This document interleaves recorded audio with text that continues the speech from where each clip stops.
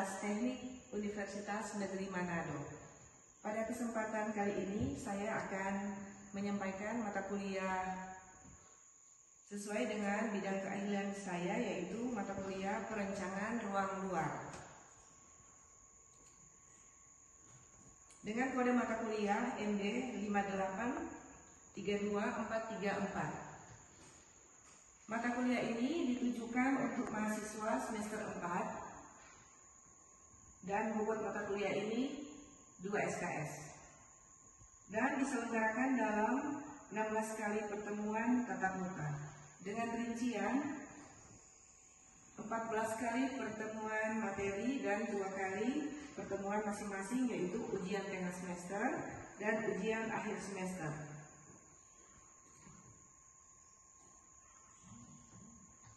Kuliah ini merupakan bagian dari perencanaan arsitektur dan merupakan lanjutan penerapan dari mata kuliah estetika bentuk, gambar teknik dan menggambar arsitektur yang membahas tentang lanskap atau ruang luar dan semua aspek yang berhubungan dengan ruang luar, termasuk di dalamnya elemen, prinsip, site dan konteks, iklim, tanah, air, topografi, dan elemen tumbuhan atau vegetasi dan proses desain ruang luar. Selanjutnya, capaian pembelajaran mata kuliah perencanaan ruang luar ini ada 3, yaitu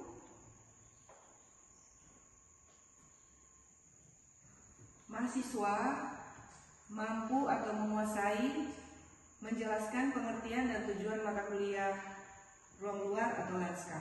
Kemudian mahasiswa mampu memahami dan menjelaskan materi tentang semua aspek yang berhubungan dengan elemen ruang luar atau lanskap, termasuk di dalamnya site dan konteks, iklim, tanah, air, topografi, elemen tumbuhan atau vegetasi, dan proses desain ruang luar. Dan yang ketiga yaitu mahasiswa mampu membuat portofolio atau pengolahan konsep perancangan dan penataan ruang dalam tematik sesuai studi kasus dan gambar elemen lanskap dalam 2 dimensi dan 3 dimensi.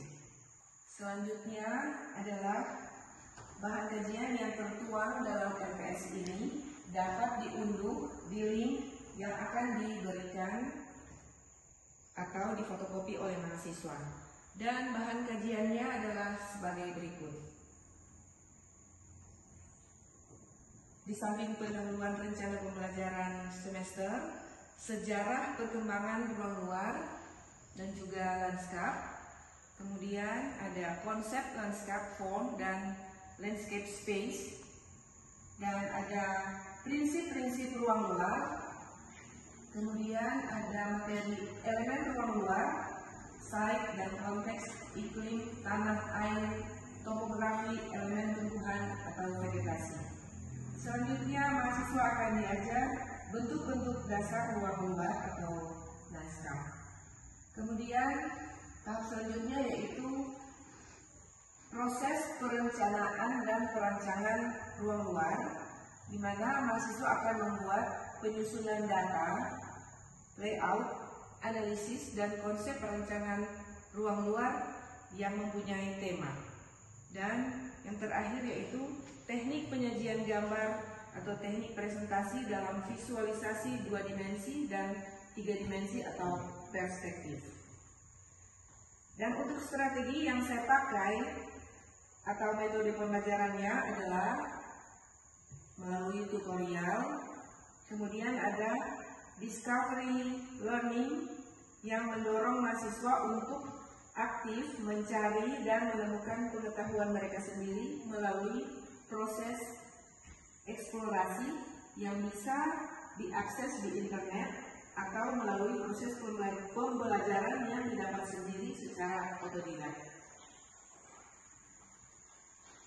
Dan project based learning atau PJBL, di mana menempatkan mahasiswa pada pusat kegiatan belajar sehingga mendorong mahasiswa untuk mengembangkan keterampilan seperti berpikir kritis, dalam menyelesaikan problem serta mampu berkolaborasi dalam menyelesaikan proyek. Selain itu, mata kuliah ini juga melibatkan komunikasi dua arah antara dosen dan mahasiswa berupa tanya jawab. Dan selanjutnya untuk sistem penilaian yang saya lakukan dalam mata kuliah ini adalah melalui tugas kelompok dan tugas perorangan. Baiklah, pada kesempatan kali ini pada mata kuliah perencanaan ruang luar, seperti yang sudah diketahui bahwa mata kuliah ini kalian harus lulus dulu mata kuliah yaitu estetika bentuk, mata kuliah gambar teknik, kemudian mata kuliah menggambar arsitektur, baru kalian bisa mengambil mata kuliah perencanaan ruang luar. Jadi kalian harus lulus dulu 3 mata kuliah tadi, baru sambung ke mata kuliah perencanaan ruang luar. Jadi seperti yang sudah dibicarakan tadi tentang perencanaan ruang luar ini, tujuannya yaitu untuk bisa menata, merencanakan dan merancang ruang luar agar memenuhi tatanan fisik kebutuhan dasar manusia. Nah, di sini kita dapat lihat sebenarnya arti ruang luar itu adalah ruang yang terjadi dengan dibatasi alam hanya pada bidang alas dan dindingnya, sedangkan atapnya dapat dikatakan tidak terbatas, jadi bisa langit. Nah, kemudian ruang luar juga sebagai lingkungan luar buatan manusia yang mempunyai arti dan maksud tertentu dan sebagai bagian dari alam. Kemudian ruang luar juga dapat dikatakan arsitektur tanpa atap, tetapi dibatasi oleh 2 bidang, yaitu lantai dan dinding, atau ruang yang terjadi dengan menggunakan 2 elemen pembatas. Nah, hal ini menyebabkan bahwa lantai dan dinding menjadi elemen penting di dalam perencanaan ruang luar. Nah, selanjutnya perencanaan ruang luar juga identik dengan arsitektur lanskap atau arsitektur pertamanan yang dalam perencanaannya memadukan unsur seni dan sains. Nah, seperti yang sudah kita bahas tadi, mungkin ada pertanyaan yang akan disampaikan oleh Afritz. Ya, silakan. Terima kasih atas kesempatan yang telah diberikan. Saya ingin bertanya kepada Uci, apa perbedaan dari ruang luar dan lanskap? Apa perbedaan dari ruang luar dan lanskap? Seperti yang sudah, silakan dulu. Seperti yang sudah kita bahas barusan tadi. Nah, perbedaan utama dari ruang luar dan lanskap adalah terletak pada cakupan dan fokusnya. Nah, di sini kita bisa melihat ruang luar itu untuk bagian atasnya tidak dibatasi, jadi bisa langit kan. Jadi sebenarnya ruang luar itu adalah area fisik yang tidak tertutup atap. Misalnya ada taman, halaman, dan area terbuka lainnya. Jadi ruang luar itu bisa sangat luas untuk cakupannya. Sedangkan arsitektur lanskap itu sudah melibatkan unsur atau proses menata, mendesain sehingga bisa disesuaikan dengan kebutuhan. Jadi misalnya kita suka yang estetikanya seperti apa, itu adalah bagian dari arsitektur lanskap karena dia merupakan bagian dari seni menata ruang luar. Nah, jadi sebenarnya ruang luar dan arsitektur lanskap itu ada korelasinya karena di ruang luar juga itu arsitektur lanskap berperan.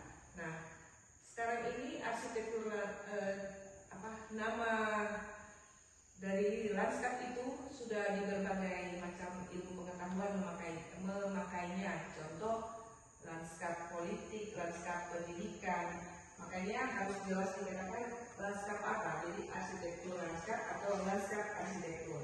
Nah, singkatnya ruang luar adalah tempatnya dan sedangkan lanskap adalah bagaimana kita menata tempat itu. Selanjutnya mungkin ada yang akan bertanya, dipersilakan. Saya Ya, silakan. baik, terima kasih atas kesempatan yang diberikan. Saya ingin bertanya, apa itu perbedaan taman dan arsitektur lanskap? Terima kasih. Ya. Jadi Stefanus bertanya apa perbedaan taman dan arsitektur lanskap.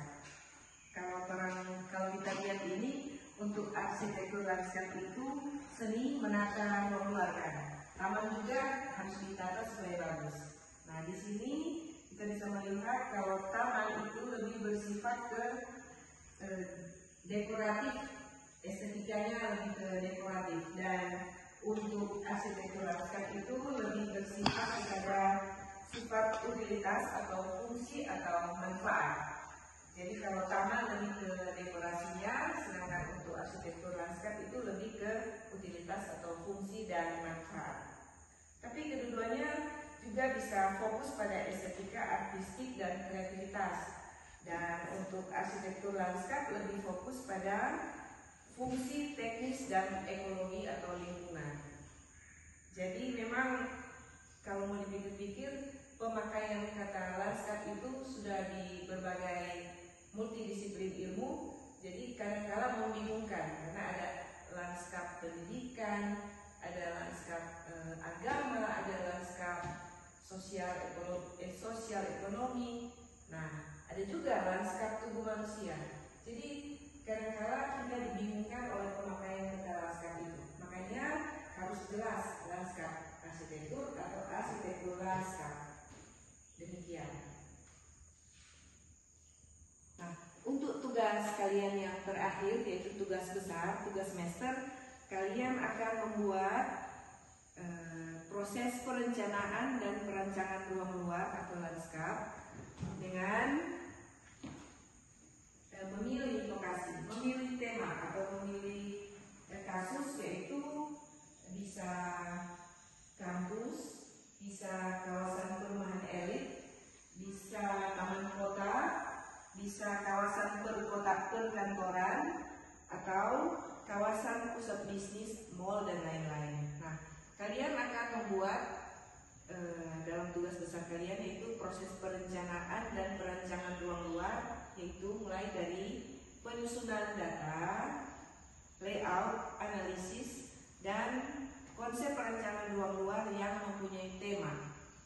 Dan ada sketsa ide, penjelasan bentuk, ada warna, ukuran, dan teknik penyajian gambar, teknik presentasi, dan kalian harus membuatnya dalam bentuk 2 dimensi dan 3 dimensi. Dan ini memang adalah tugas besar dan biasanya dibuat per kelompok, bukan perorangan. Biasanya untuk tugas perorangan itu di tengah semester, dan untuk tugas besar biasanya dibuat dalam per kelompok. Sekian, terima kasih.